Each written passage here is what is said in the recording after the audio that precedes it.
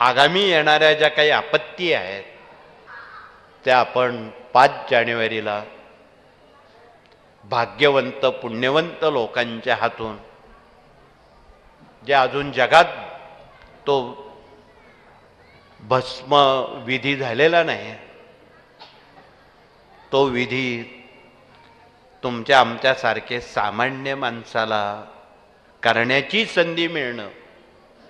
ही एक फार मोठी पर्वणी आहे. मोठे लोक करतील,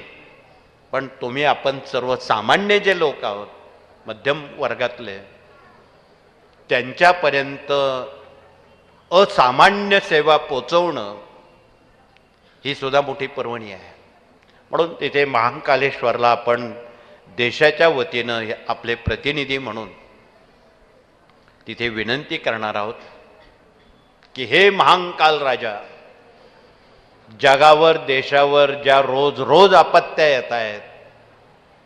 रोज काही ऐकलं तर वाईटच बातम्या वाहिनीवर तुम्ही ऐकता,